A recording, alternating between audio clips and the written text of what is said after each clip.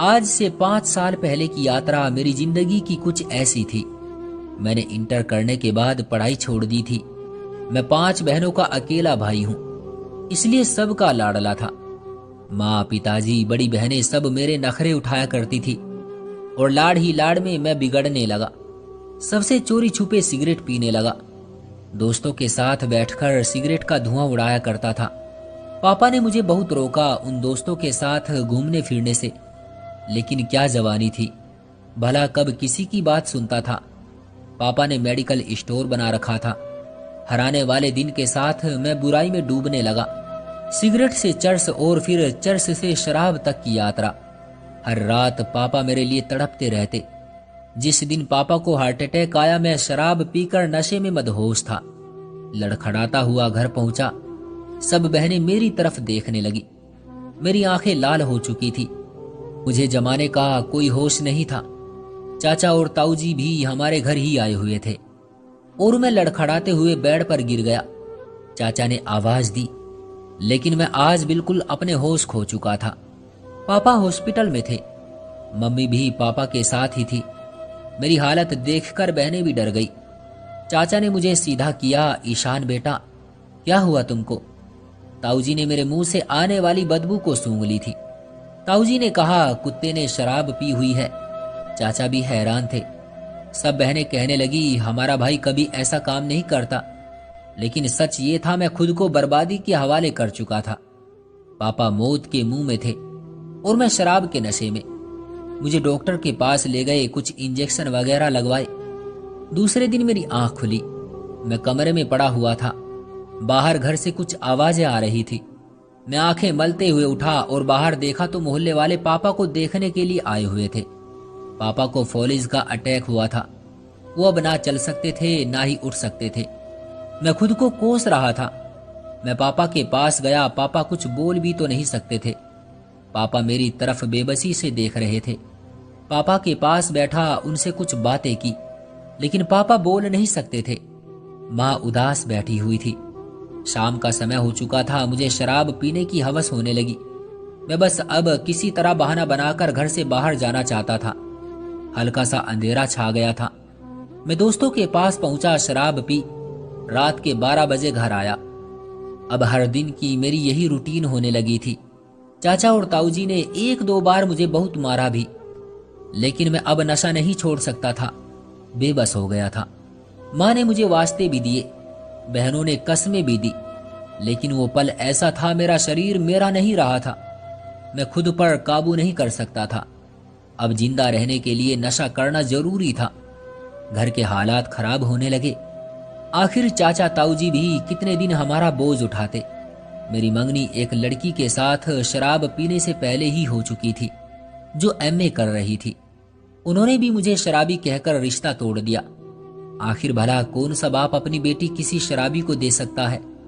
मेरे पास नशे के लिए पैसे खत्म होने लगे थे। बड़ी 2 बहनें एक प्राइवेट स्कूल में टीचर की जॉब करने लगी। मेरी हालत काबिले रहम हो चुकी थी। एक दिन मैं नशे के लिए पैसे मांग रहा था, लेकिन माँ मना कर रही थी। मुझे जैसे पागलपन का दौरा पड़ने लगा था। मैंने माँ को धक्का दिया। मम्मी दरवाजे के साथ टकराई और सर फट गया। बहन ने मुझे पैसे दिए और घर से निकाल दिया। सब मुझे गालियां देते। मैं शराब पीकर कहीं भी गिर जाया करता था। मेरी माँ मुझे सहारा देकर ढूंढकर घर ले आती थी। कुछ लोगों ने कहा, इसे नशा छुड़वाने वाले हॉस्पिटल में छोड़ाओ, लेकिन माँ मुझे खुद से दूर नहीं करना चाहती थी। बहनें ही मेरा मुंह धोया करती थी, मुझे नए कपड़े पहनाया करती थी, लेकिन मैं नशे की लत में डूब चुका था। खैर, मुख्तसर ये कि बहनें, माँ सब हिम्मत हार चुकी थी। पापा की बीमारी पर काफी पैसा खर्च हो रहा था। सिर्फ बहनों की टीचिंग से जो पैसे आते थे वो बहुत थोड़े थे। चाचा ताऊजी ने हमारे घर आना भी छोड़ दिया था। मैं बेहाल रहा करता था। पापा शायद मेरे गम में आए दिन और ज्यादा बीमार होते जा रहे थे। वो बहनें जिनको पापा कभी कोई काम नहीं करने देते थे, वो आज दिन भर की थकन के लिए सिर्फ 10,000 के लिए सारा दिन स्कूल में बच्चों को पढ़ाया करती थी। किसी ने कहा, ईशान की शादी करवा दो, हो सकता है सुधर जाए। माँ और सब बहनें बोली कि हम क्यों किसी की बेटी की जिंदगी को नर्क बनाए। माँ किसी भी हाल में मेरी शादी नहीं करना चाहती थी। लेकिन एक दिन एक रिश्ते करवाने वाली आई। माँ से कहने लगी, एक बच्ची है, उसके माँ बाप नहीं है, नाना नानी के साथ रहती है, नानी ने ही उसे पढ़ाया लिखाया है, उसकी शादी भी की थी, मगर सिर्फ 10 दिन बाद ही तलाक हो गई। अब नाना नानी इस दुनिया में नहीं रहे और उसके मामा मामी उस पर बहुत जुल्म करते हैं। आप कहो तो ईशान से शादी करवा देती हूँ। अदिति बेचारी अपने मामा मामी के जुल्म से तो बच जाएगी। माँ ने कहा, हम खुद 2 वक्त की रोटी मुश्किल से खा रहे हैं, उसको कहाँ से खिलाएंगे। लेकिन माँ को शायद उस पर तरस आया, बहुत प्यारी थी। अदिति से मेरी शादी करवा दी गई। मैंने आज शराब नहीं पी थी, वो मेरे पास बैठी थी। आज पहली रात थी, वो मेरी तरफ देख कर बोली, ईशान सुना है आप शराब भी पीते हैं। मैंने उसकी आंखों में देखा, भला की खूबसूरत थी। मैं चाहते हुए भी झूठ ना बोल सका। मैंने कहा, जी बिल्कुल पीता हूं। फिर वो खामोश हो गई। उस रात मैंने कोई नशा नहीं किया था। 2 दिन तो नशे के बिना गुजर गए, लेकिन फिर वही रूटीन में शराब पीकर घर आता। अदिति ने मम्मी और सब बहनों से कहा था इसे कोई ना संभाले। अदिति ने मेरा हाथ थामा और फिर अकेली मुझे कमरे में ले गई। मुझे बेड पर लेटाया और फिर मैं सो गया। सुबह आंख खुली, नशा उतर चुका था। वो मेरे पास आई, मुझे कहने लगी, ईशान उठो और मुंह हाथ धो लो। मैं उसकी तरफ देखने लगा। मैंने हाथ मुंह धोया, खाना खाया। मुझे उसने पैसे दिए। कहने लगी, ईशान जाओ शराब पीने, रात को आ जाना, और मुझे बताओ खाने में क्या खाओगे रात को। मैं हैरान था, ये क्या बोल रही है। मैंने भी बेशर्मों की तरह पैसे ले लिए और चला गया। फिर रात को आया, वही रूटीन। दूसरे दिन मुझे पैसे दिए और घर के काम करने लगी। मैंने पूछा, अदिति तुम ऐसा क्यों कर रही हो, तुम क्यों देती हो मुझे पैसे। अदिति खामोश रही। फिर मैंने पूछा, अदिति बताओ ना क्यों देती हो पैसे। अदिति मेरी तरफ देख कर बोली, ईशान तुम जाओ शराब पियो जाकर। ये कहते हुए अदिति की आंखों में आंसू थे। मैंने पूछा, अदिति क्या हुआ। वो मेरा हाथ थामे मुझे कमरे में ले गई। ईशान मैंने बहुत दुख देखे हैं, बिन माँ बाप के बड़ी हुई, सब कुछ सहा, शादी हुई, फिर तलाक हुई और फिर एक शराबी को भी अपना लिया।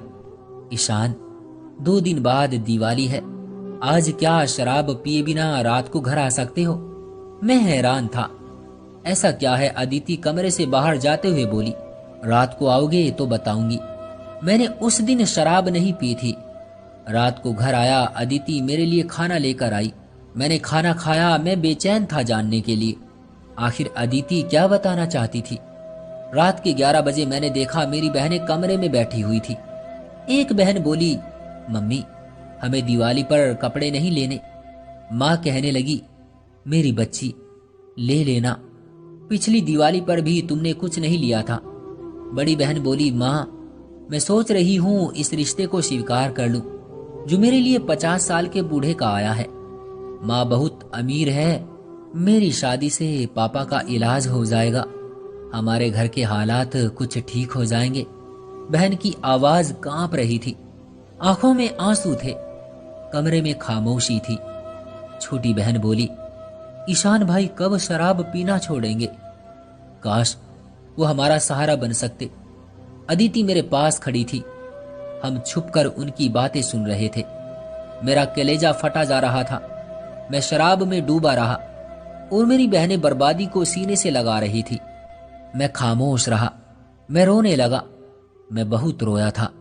मैं उठा और रोता हुआ घर से बाहर चला गया। रात भर बाहर रहा, दूसरे दिन भी घर ना आया। मुझे शराब पीने की होश ही नहीं थी, मैं बस अब कुछ करना चाहता था। 2 दिन बाद घर गया था कि मेरे पैरों तले से जमीन निकल गई। कुछ अजनबी लोग हमारे घर आए हुए थे। हमारे घर के सामने 2-3 कारें खड़ी थी। अदिति मुझे देखकर कहने लगी, दीदी की शादी है। मैं हैरान था, शादी किससे? इशारा किया उसी से जो आपके पापा के इलाज के लिए पैसे दे रहे हैं। वो 50 साल का बूढ़ा था। मैंने चिल्लाकर कहा, आप सब लोग यहाँ से चले जाएं। वो लोग मेरी तरफ देखने लगे। क्या हुआ? मैंने कहा, बस आप लोग जाओ यहाँ से। कोई मुझे शराबी कहने लगा, कोई कहने लगा हमारी इज्जत का सवाल है। बहनें मेरे पास आकर खड़ी हो गई थी। दीदी मेरी तरफ देखकर रो रही थी। मैंने उन सबको धक्के देकर घर से निकाला। मैं अपनी बहनों की तरफ देख कर बोला, मैं जिंदा हूं अभी मेरी बहन। अपनी बहन की जिंदगी के बारे में सोच समझकर फैसला करूंगा। दीदी मेरे सीने से लिपट गई और रोने लगी। सब बहनें बहुत रोई थी। मैंने सबके सर पर हाथ रखा और मैं भी बहुत रोया। मैंने सबसे माफी मांगी।